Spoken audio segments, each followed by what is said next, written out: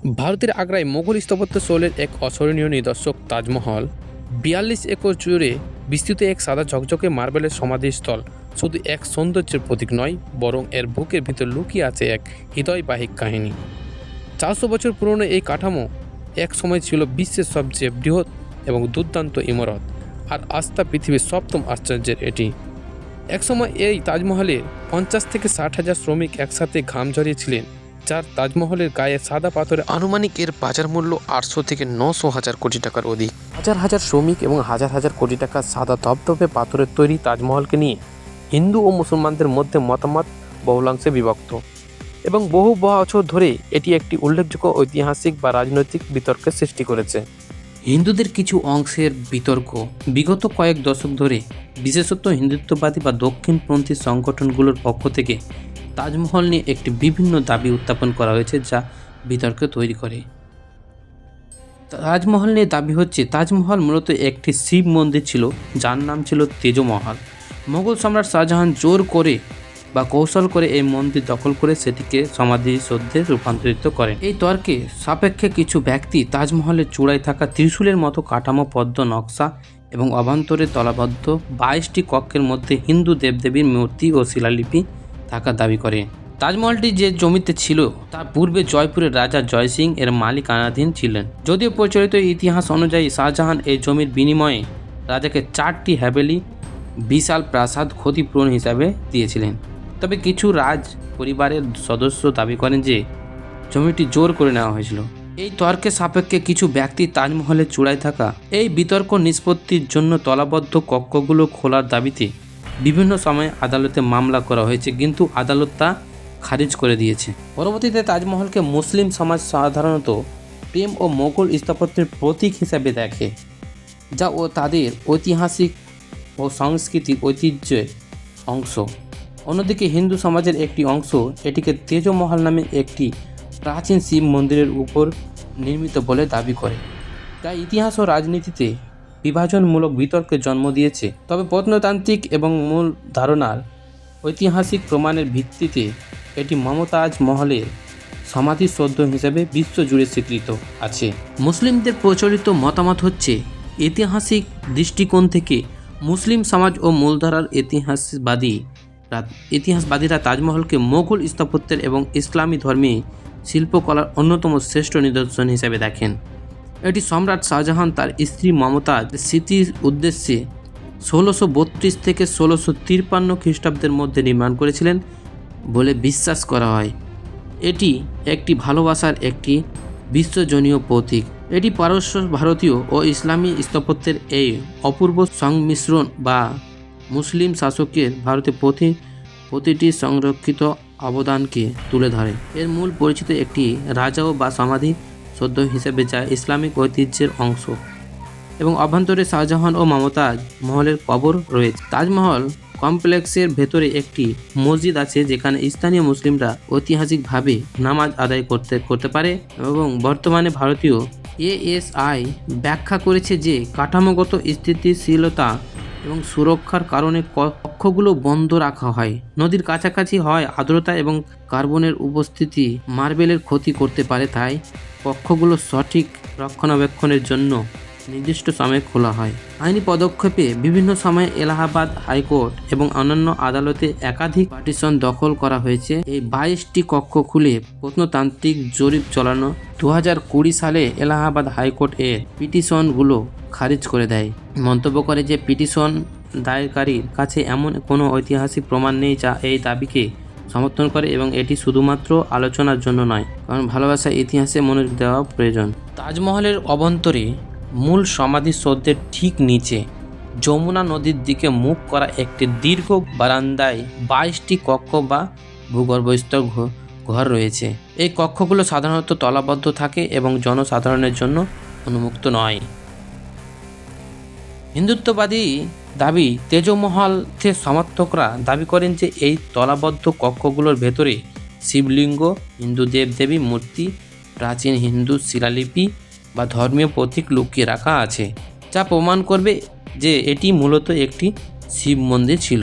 ASI ব্যাখ্যা করেছে যে কাঠামোগত স্থিতিশীলতা এবং সুরক্ষার কারণে কক্ষগুলো বন্ধ রাখা হয়, যা নদীর কাছাকাছি হয় আর্দ্রতা এবং কার্বনের উপস্থিতি মার্বেলের ক্ষতি করতে পারে তা বলে।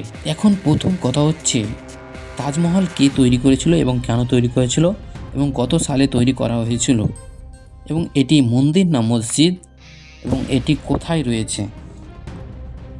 মুঘল সম্রাট শাহজাহান তার প্রিয় স্ত্রী আরজুমান্দু বেনু বেগম, যিনি মমতাজ নামে পরিচিত, তার স্মৃতিকে স্মরণ অমর করে রাখার উদ্দেশ্যে এই তাজমহলটি নির্মাণ করেছিল। এটি নির্মিত হয়েছিল 1631 খ্রিস্টাব্দে। মমতাজের স্মৃতিসৌধ হিসাবে 1632 খ্রিস্টাব্দে নির্মাণ শুরু করেন এবং প্রায় 1535 খ্রিস্টাব্দে তা সম্পন্ন হয়। এটি এমন একটি পাথর দিয়ে তৈরি করা হয়েছিল, সেটি হচ্ছে শ্বেতমর্মর পাথর।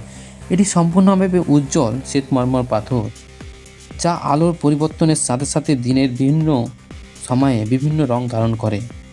পুরো ভবনে এবং এর ভেতরের অংশে মূল্যবান ও অর্ধ মূল্যায়ন পথগুলি দিয়ে জটিল প্লারমেটিভ ক্যালিগ্রাফাইড এর কাজ আছে। প্রধান ভবনের সমাধিসৌধের চার কোণে 4টি সুইচ মিনার রয়েছে, যা প্রধান গম্বুজের সৌন্দর্যকে আরও বাড়িয়ে তোলে। মিনারগুলি বাইরের দিকে সামান্য হেলানো থাকে যাতে ভূমিকম্পের মতো পরিস্থিতিতে তারা মূল সমাধিসৌধের উপর না পড়ে।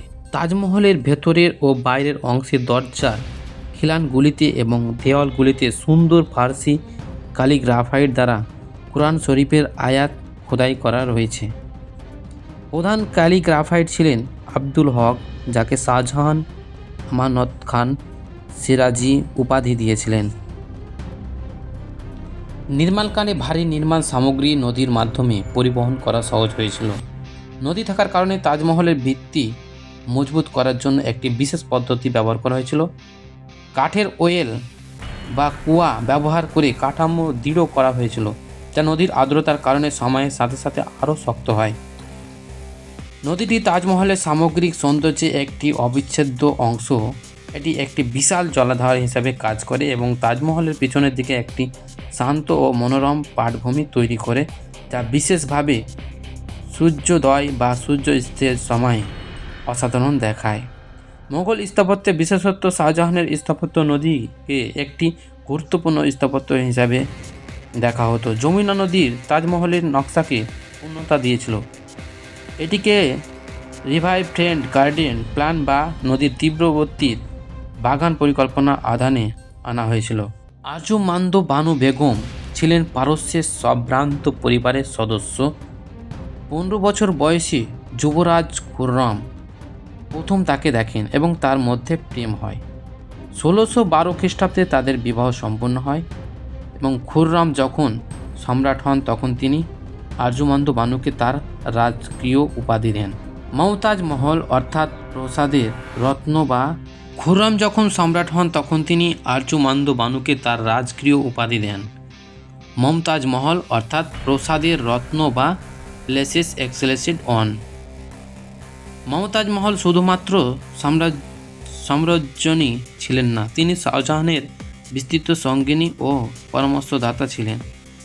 শাহজাহান গুরুত্বপূর্ণ সিদ্ধান্ত নেওয়ার আগে প্রায়শ তার মতামত নিতেন এবং মমতাজ মহল রাজকীয় শিলমোহর বহন করতেন। মমতাজ মহল তার 14টি সন্তানের জন্ম দিয়েছিলেন এবং শাহজাহান প্রায় সম্ভবত সামরিক অভিযানে তাকে সঙ্গে রাখতেন। 1631 খ্রিস্টাব্দে তার শেষ সন্তানের জন্ম দেওয়ার সময় বুরহানপুরে বর্তমান মধ্যপ্রদেশে মমতাজ মহল মারা যান। কথিত আছে মৃত্যুর আগে মমতাজ মহল শাহজাহানের কাছ থেকে 2টি বিষয়ে প্রতিশ্রুতি নিয়েছিলেন। সে 2টি প্রতিশ্রুতি হলো তিনি যেন আবার বিয়ে না করেন, দ্বিতীয়টি হচ্ছে তিনি যেন তার জন্য পৃথিবীর সবচেয়ে সুন্দর সমাধিসৌধ নির্মাণ করেন যা তার প্রেমকে অমর করে রাখবে। শাহজাহান সেই কথায় সামিল হয়ে মমতাজ মহলের মৃত্যুর শাহজাহান এতটাই শোকহত হয়েছিল যে তিনি প্রায় 1 বছর জনসমক্ষে আসেননি। তার চুল ও দাড়ি সাদা হয়ে গিয়েছিল এবং গভীর পোশাক থেকে তাজমহল নির্মাণের অনুপ্রেরণা জন্মায়। তাজমহলকে অনেক চিন্তিত প্রেম প্রতীক হিসাবে গণ্য করে। তা হয়ে ওঠে এটি বিশ্বে সপ্তম আশ্চর্যের মধ্যে একটি। আগ্রা এবং এর আশেপাশে শিল্পাঞ্চল ও ক্রমবর্ধমান যানবাহনের কারণে বায়ু দূষণ তাজমহলের শ্বেত মর্মরকে হলুদ বা সবুজ করে তুলেছে। এখন ঘটনাকে মার্বেল ক্যান্সার নামে অভিহিত করা হয়।